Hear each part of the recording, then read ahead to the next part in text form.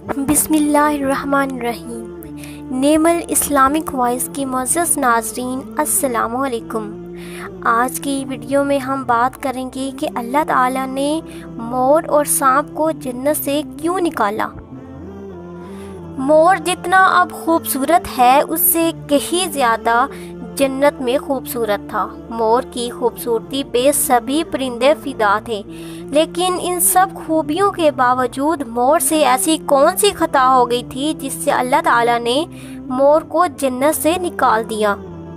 اللہ تعالیٰ نے جب حضرت آدم علیہ السلام اور اماں حوا کو پیدا فرمایا، اس کے بعد ان کو جنت میں بھیج دیا۔ وہ دونوں جنت میں بہت ہی پرسکون رہتے تھے، بہت ہی لذیذ میوے پھل کھایا کرتے تھے، لیکن ایک اناج جس کو کھانے سے اللہ تعالیٰ نے انہیں منع فرمایا اور وہ اناج گندم تھا۔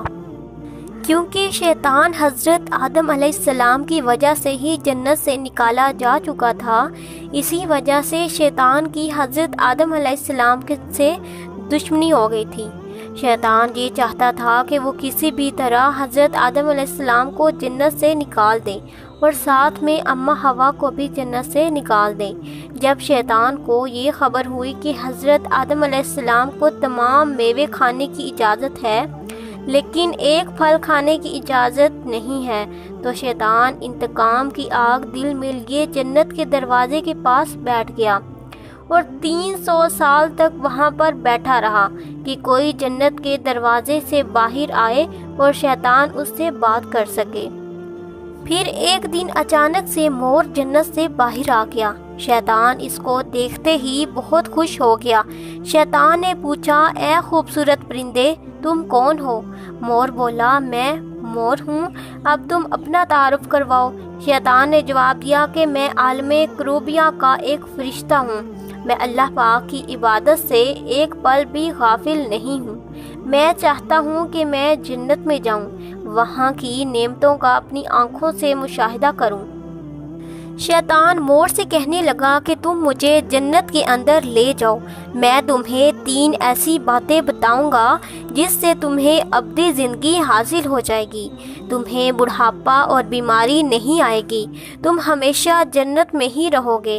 شیطان کی یہ باتیں سن کر لالچ میں آ کر مور نے کہا کہ مجھ میں تو اتنی طاقت نہیں ہے کہ میں تمہیں جنت کے اندر لے جاؤں، لیکن ایک سانپ میرا دوست ہے، وہ شاید تمہاری مدد کر سکے۔ یہ کہہ کر مور سانپ کے پاس آیا، اس کو ساری بات بتائی۔ سانپ بھی شیطان کی باتوں سے بہت خوش ہو گیا۔ تب ہی اللہ تعالیٰ کا حکم ہوا کہ اس کو ابھی تک جنت میں ہی رہنے دیا جائے۔ وہ فرشتے اللہ تعالیٰ کے حکم سے رک گئے۔ شاید یہ حضرت آدم علیہ السلام کا امتحان تھا۔ شیطان حضرت آدم علیہ السلام کے پاس اور اماں حوا کے پاس جا کر اپنی محبت کا اظہار کرنے لگا۔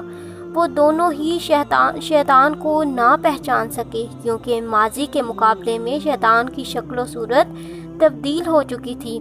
شیطان کہنے لگا کہ میں چاہتا ہوں کہ آپ دونوں ہمیشہ جنت میں اسی طرح زندگی گزاریں، ہمیشہ خوش رہیں۔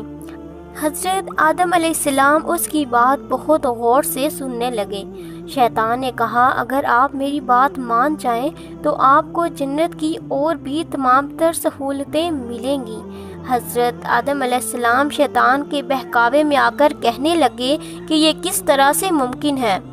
شیطان کہنے لگا کہ ایک گندم کا دانہ اگر آپ دونوں چکھ لیں تو آپ کو ابدی حیا حاصل ہو جائے گی اور آپ جنت میں ہی رہیں گے۔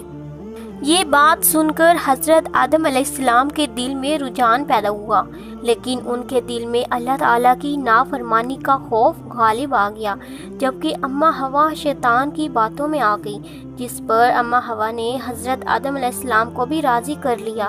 پھر اس کے بعد ان دونوں نے اس گندم کے دانے کو چکھ لیا۔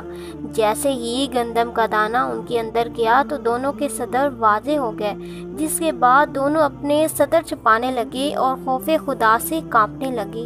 اسی دوران اللہ تعالیٰ نے فرشتوں کو یہ حکم دیا کہ حضرت آدم علیہ السلام اور اماں حوا دونوں کو زمین پر اتار دو۔